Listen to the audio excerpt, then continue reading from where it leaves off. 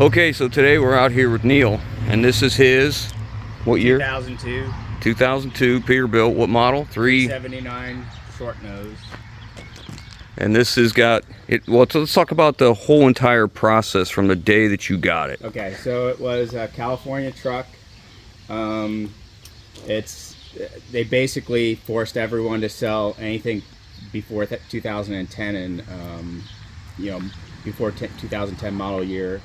In 2021, people couldn't register anything before 2010 anymore because of emissions. So basically everybody was dumping their trucks that they couldn't register anymore.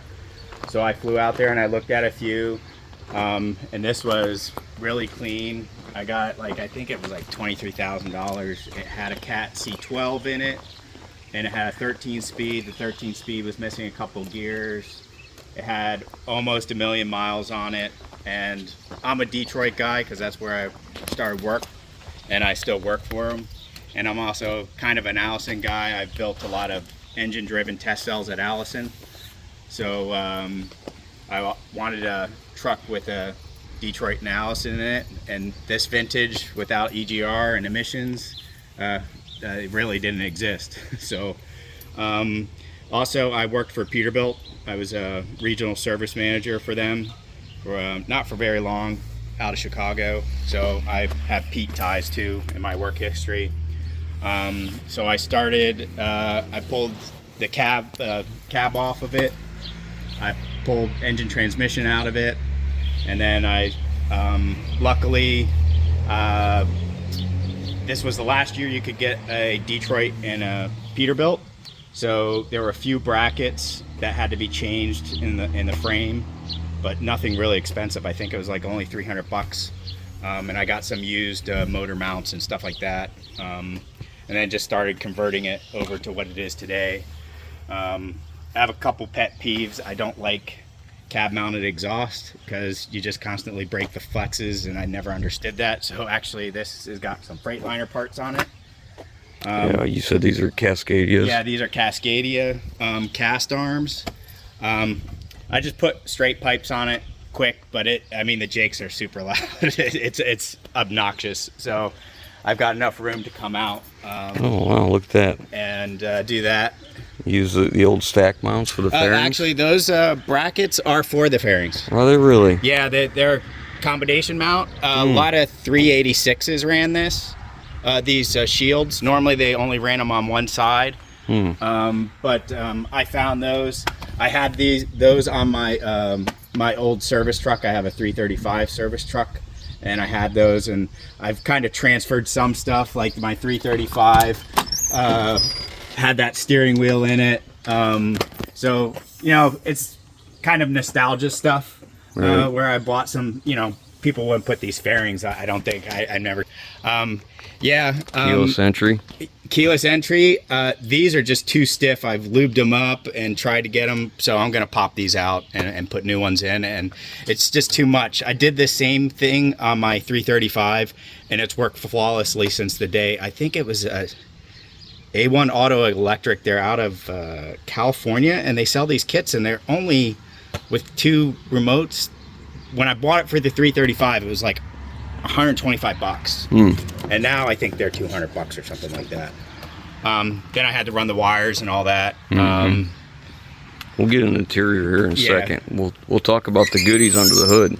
Yeah. So you took out the C12 and you replaced it with 12.7 Series 60. I couldn't find a 14 liter. Those non-EGRs were only Pete and Western Star. And it's a light. Wow, look how clean. So I should have painted it. I'm working on this. It always spits a little bit out, when it gets hot and it sloshes around. And you can't really see it. So yeah, I'm working on that. I also I was never a big fan of this vintage. They always had the brackets mounted to the engine, the radiator brackets. I never understood that. And if you look at all the modern Pete's, they've gone to this kind of setup for the radiator support, which is much nicer, I think. So I always make little changes. I added this little primer pump. I think it was like 80 bucks. And I just spin the filters on. And I have a harness that I just clip onto my starter leads. And I let it run while I go do something else. And it primes everything. Mm-hmm. Well, she's clean. Man, is that clean. We don't see like this stuff like this around here. Yeah, I mean, that's the one thing. It was worth the flight out and drive back, even though it was missing a couple gears. It did okay. It, you know, it was empty too. So, and it was a tandem truck too, so I singled it. This is a transmission oil cooler. This is out of a bus. So that was the one thing that I had to really figure out, was how to make a bracket. Unfortunately, I don't like, you know, these front frame horns are always broken because people hit them. I had that weld repaired by one of my friends. And then I'm actually, part of that cooler bracket is mounted to the front bumper, unfortunately, but I couldn't figure out any other way to do it. So did you do anything inside the motor? Is it just No, it's just stock motor. It's a 12.7. It's a four. Right now I've got it at 470, 1650, but I had the computer turn it to 500. But when I build a 14 liter, I don't know. I really don't need. I won't tow that much. You know. Yeah, I think it'll only be at 4. You know, this will basically everything under 60 miles an hour. I'm only in 5th gear, so 6th gear is my highway. You know, 60, 70 mile an hour gear. You told me you built your harness too, right? Yep. I built the harness. I didn't build the engine harness. I got that from Custom Truck. Yeah. What is that? Oregon or something? Yeah, they're out of Oregon. Because I couldn't find the pinouts, or I would have built it myself. I tried to find, but I couldn't find good wiring diagrams, or I would have just built it myself. But the Allison stuff, I all built all the harnesses for the Allison. I have CAN bus between the engine, transmission, and the ABS controller, and my gauges are CAN bus as well. So it all takes the speed signals between the engine, transmission, and the speedometer and tachometer is all off its integrated, own little bus. And you put an Allison 4000? 4000. It's got a PTO on it because I'm going to put a hook lift on it.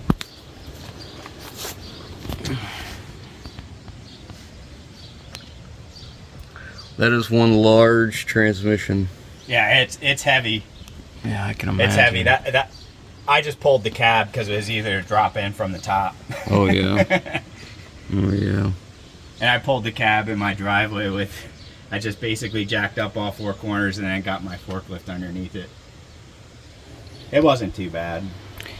We used to do this with 2 Ford industrial tractors and buckets, no actual forks either. Oh wow. Yeah, it was not easy, but where there's a will, there's a way. Yeah, the one big thing about running the Allison and exhaust brake, that took a little bit of getting to work, because Allison doesn't want you to.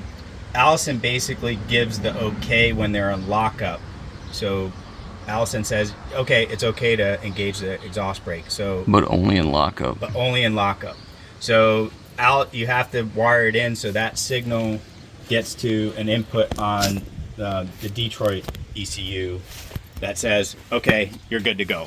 But the Jake brakes are controlled by the engine ECU.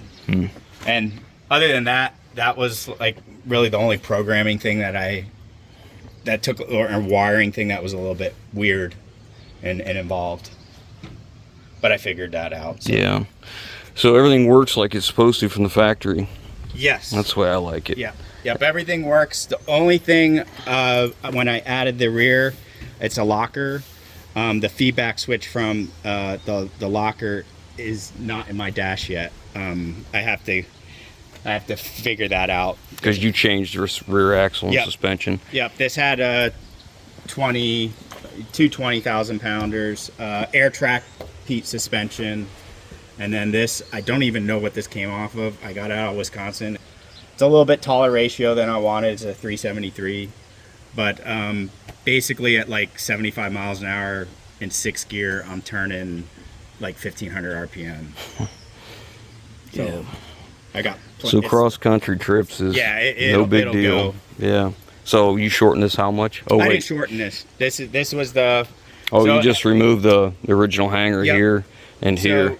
In California, they always run a 14-foot box. This was what they call a transfer out there. So they run it's a sand and gravel. So they run a 14-foot box, and then they run a pup trailer with a 14-foot. Mm-hmm. And that's how they don't run triaxles out there. That's what they run. So the frame, you cut any off the back of it? This is all it. This is all of the frame is all. The factory glad hands were here. Yeah. No. One of these had what they call a.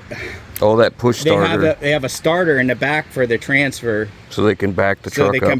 So that when they try to rehook the trailer, the guy leaves it in gear. There's a kill switch for in reverse. Yeah.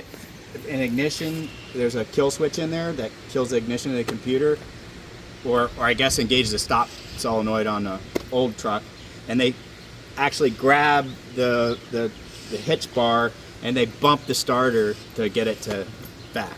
Wow. And you can watch videos on YouTube of races that they do every year, and then it's pretty wild. So what did it have for a hitch back here? They had already taken it off. Okay, so it was gone. they had stripped the body. They transferred the body to a new truck. You see where the original leaf spring mounts were, the front hangers here and here. Man, I gotta tell you, look at that. There's like barely any. That's like nothing. That's the only stuff was behind a couple of the brackets, a little bit of rust. And then you added the bump stop. Yep, I added this. This is because I'm gonna put a hook lift on it. I don't like when it kind of moves around. So when I dump it, I want it to stay where it is when I go to load up. And this is by far the biggest torque rod I've ever seen. I've never seen a tapered one on that big. So I don't know what that came out of. It didn't have any frame rail on it. It didn't even look like it was used or mounted to anything. And then you did some changes on your fuel tanks too. So they also out in California, if you look, these tank risers are on almost all the transfers, and they run 23-inch tanks, so they have more ground clearance. That's kind of a West Coast thing I haven't really seen back east, and so I wanted to shorten it. It had 280-gallon tanks, 23-inch diameter. So if you look, it was basically here, and the other tank used to end here, and I wanted more room for toolboxes and stuff. So I wanted shorter, stubbier tanks and move them forward. So what you did the straight pipes? I did the straight pipes. Did you do the aluminum tanks? No, those were on there. Wow. That's from factory. That was how it was ordered. Very nice. So it was kind of a weird truck because it was only a 380 horse C12. It had a 13-speed. It had dual air intakes, and then it had it had all aluminum wheels and stuff from the factory on the build sheet. Wow. And the interior, like, it didn't have a tilt wheel, so I got a tilt wheel put in it because I'm a short guy, so it doesn't really fit me me right. Yeah, well, I have that same problem. This is my one thing about Peterbilt is that clutch pedal.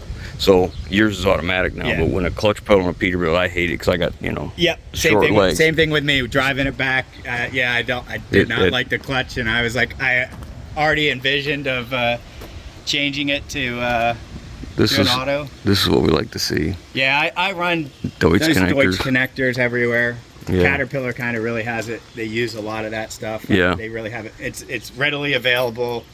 Oh cheap, and simple, and they're reliable. I mean, I really don't have problems with them. Oh wow, you could actually drop the front end on this still. Yep, I can still drop the front, and I've got smaller spacer blocks already painted up for the back too.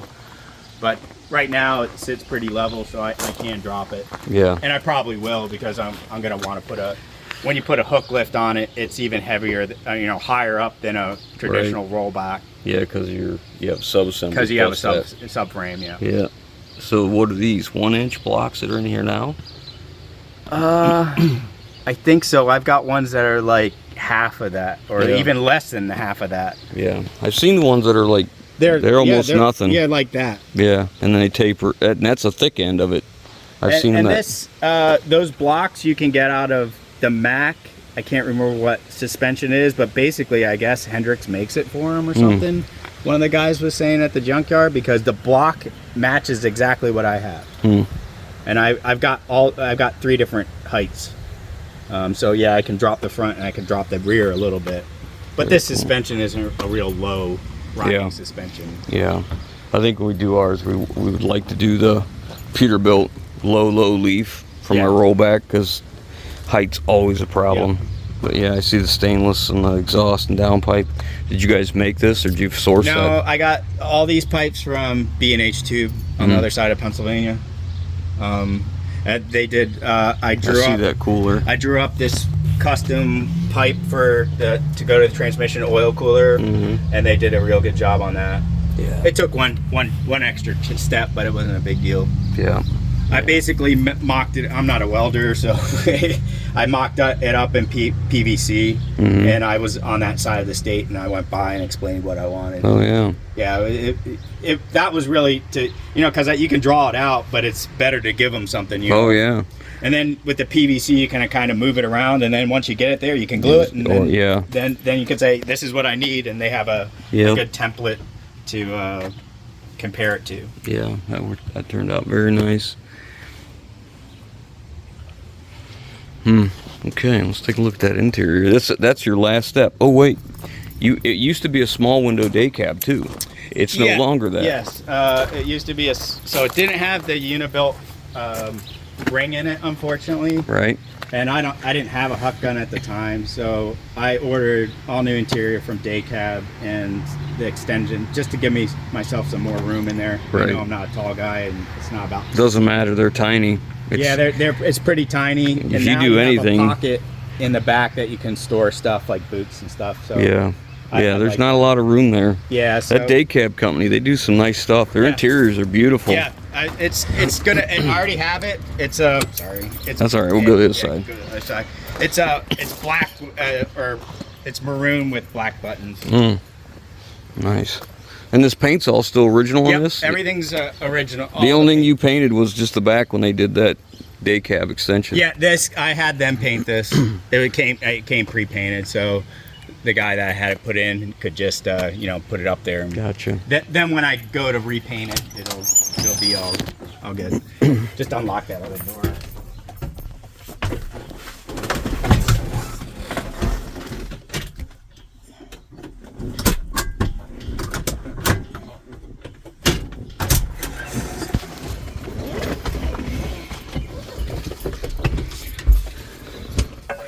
I don't think I've ever seen that. Yeah, dash. I did that. So that's a laminate. Yeah. The only thing I kind of messed up was I should have glued it on the aluminum backer, and then stained it. It trimmed out my holes and then stained it, because when I went to cut out the holes, then I got some chips and stuff. Yeah. But it was my first time trying it. It didn't turn out too bad. Yeah, it looks good. It looks better than the cheap, weird faded plastic stuff that was in there. Well, and it gets that foggy look to it too. Yeah. Yeah. So. Wow. So yeah, it actually also has air windows, which I didn't even think they made in 2002, but they work pretty good. But I know when they break, those pistons are expensive, and I don't even know if people have them anymore. Yeah, you'll probably just go to electric. I'll go to electric when it, but right now it's both of them still work. You just plated over the old shifter. That was all like that. The only thing that I added was this, and I put the new stuff in. So all their chrome stuff was already here. And then I basically got a dump tower, or dump truck tower. Oh, okay. So that's my CAN bus diagnostics that goes to the DDEC and Allison. I've got a little USB thing back there. Yeah. What's the coating on this? It's just a plastic. I got this from McMaster-Carr. Oh, was it ABS? Yeah, I think it's ABS.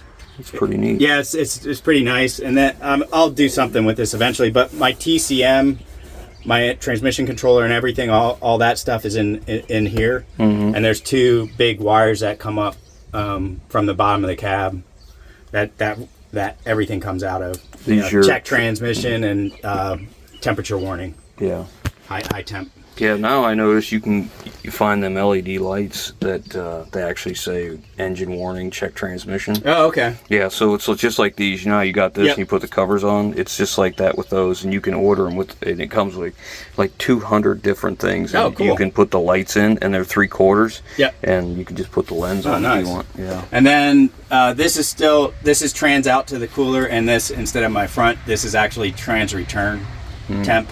So you can actually see the temperature I can drop. see the delta T across the cooler. Very cool. And then my rear temp still works. So I just gotta make up new stickers. Yeah. I know what they are, so I'm not in a rush. But very and cool. nobody else really drives it. So you're sitting. You said 373 ratio, and you're doing. Would you say 1500 RPMs at 70 something? Wow. Yeah. So it really won't.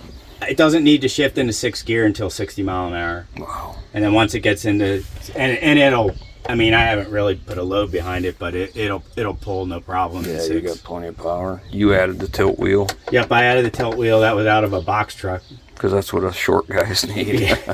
I'm all of like 5'8", 5'9", something like that. I'm 5'6". So short legs. So yeah, that clutch pedal for us, if you guys don't know, a Peterbilt clutch pedal pushes through that hole. Right there, it pushes down through.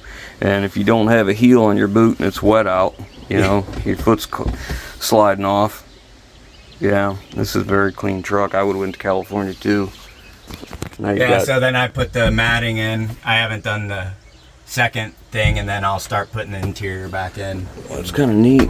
So this frame structure they added. Yeah, this frame, actually you get the front, you can get it from Daycab, or you can get the original Peterbilt frame, Unibuilt frame from, you can order it. The thing that's nice about theirs is it comes in pieces and it's tucked together. If you get the ring, if you look on YouTube, you can see a bunch of guys doing the conversion, and they struggle to get the ring inside the truck because it's pretty big. So you pretty much got to cut the hole and get it in there. Yeah. So these guys did a nice job. Also, it only had a stack on this side, so at the same time I had them put the inserts in there because I knew I wanted to run these. Most people won't like the fairings, but I do. So yeah. I like how the Daycab does this. It's like a honeycomb, so it's not just one thin piece. It's an actual. Yep. If you can look here, you can see how thick that back wall is. So one, it's a little more structural, and two, temperature. Yep. This is just a single plate glass here. Yep. Did you tint this? No, that's how it came. Yeah, that would definitely help with some sun. But yeah, Daycab makes a nice deal. Is this your color you're going with? Yep, that's the color. Yeah. So it'll be that maroon, and then I'll have the black buttons. Should be very cool. I can't believe how clean it is, and the wiring too. Just like these harnesses. You know, and a used truck would usually be so dusted over and so. Well, I had a bunch of dust in there. I cleaned it some, but I mean, it was a sand and gravel truck, so there was dust in here. When I pulled this whole mat up, there was a small beach underneath. Yeah, this is my problem when I do something like this. Like you start on this, you start cleaning, and you're like, well, I can't let that go. I can't let that go, and before you know it, it's completely disassembled. Yeah, I didn't pull the dash all the way apart. I mean, I had the panels out and stuff like that. The snowball effect. And then the other thing I always do with all my trucks is I put these extra fuse panels in. One is ignition hot and one's constant hot. And those are Blue Sea systems. I use them on everything. They're like a marine grade panel. And so you're not tapping into factory wiring. You just anything you add comes off of that. You got one single supply going to each one. And then I have another little fuse box. And then this aux beam system is in my battery box. We can show you that. I just got from Partsam. They come out with this. It's wireless. It's Bluetooth, and also it's in a holder that you can remove. So when you do your hook lift, that's nicer. Yeah, I just got it. I haven't showed anybody this. It just came, but it's I think it's, what is it? 9 switches. 9 switches. Yeah, they sell this and more switches, but Yeah. I mean, So it comes with it's a USB-C charger. Okay. And then the unit you could put anywhere. So you like if you're gonna do your hook lift, you put it wherever your solenoids are. You're gonna do all hydraulic, electric over hydraulic controls. So you could literally have your controller in here. Your hand. And and run your hook lift, and then take it when you got to go outside. You take it with you. Oh yeah, that's that. Yeah. It's brand new for them. In fact, I don't think it's actually on the market yet, but we just got it because we're gonna do. I'll get the information from you.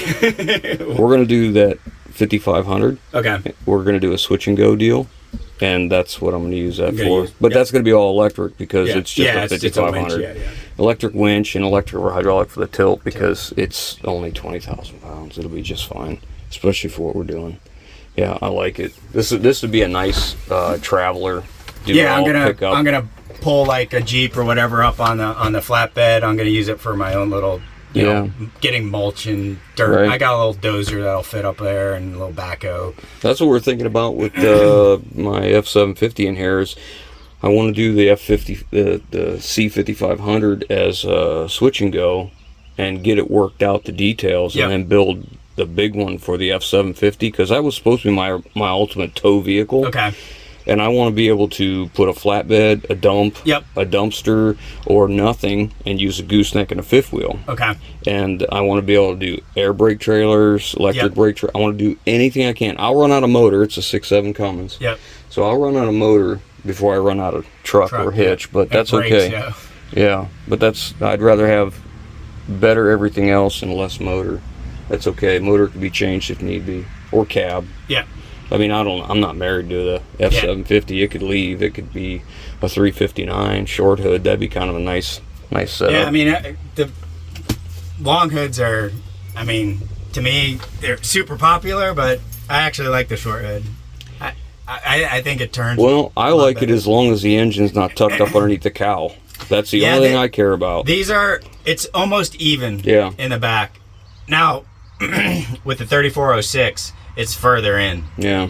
There's a little kind of mini doghouse, you know, cut into the cab. Like the C12 was completely out. I mean, it's like a 3406 in a long hood. I have a couple C12s, and I don't think to me, it's for what they are on the size truck. I don't think it's worth taking them out and putting them in a heavy truck. I think we'll take them out and put something bigger in. You know, we like our power, that's for sure. But I like it. I think it's a cool project. Did a nice job. She looks good. Still working on it, but but you've already got your interior, you said. You have it already. Yep, I already have it. Yeah, very cool. Okay. Well, that is Neil's Peterbilt. And this is original paint. Look at that. And being in California. It's not even like it's checked or nothing. It's really a nice shape.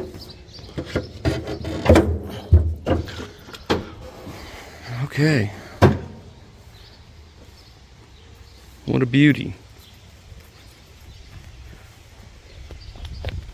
Oh, I had power mirrors too. It didn't have motor mirrors on it. Yeah, having those is really nice, especially when you tow a lot of different things or do a lot of different things with the truck. Yeah, they were junkyard mirrors too. So there's a lot of stuff from the junkyard and some new stuff. There's a lot of stuff you can get that some people just aren't interested in taking off stuff, or they're not interested in taking because they think it's cheaper to buy new. Yeah. And great for them. For me, I love to repurpose stuff. Yeah, I mean, all those brackets are all repurposed. And then, oh yeah. Yeah, there's, you know, because these are direct from battery to your TCM for your memories, your TCM and your DDEC ECM. And this solenoid basically switches from the Allison reverse signal to so you can run a lot more amperage. You can't run it direct from the TCM to turn your reverse lights on. Yeah, you're just using the signal to run the relay. Run the relay, and then you know, if I tied in a whole bunch of lights, it's no problem. It's got more than enough capacity to do it. Yeah, I see some of that ABS there. Yep. That's what I always use near my battery boxes. Yeah. I get all that stuff, all that specialty plastic from McMaster Car. It's you know, a little bit, you can find it cheaper elsewhere, but for the most part, everything I order from McMaster shows up the next day at my house for for free. What's the rating on that switch? I think it's 800 or no, I think it's 1,000 intermittent, and it's like over 500 continuous. Yeah. It's a marine switch. Nah, no problem. All right, that's Neil's truck. Now we got to get to work. Yep. I guess we can't look at trucks all day. Well, we can.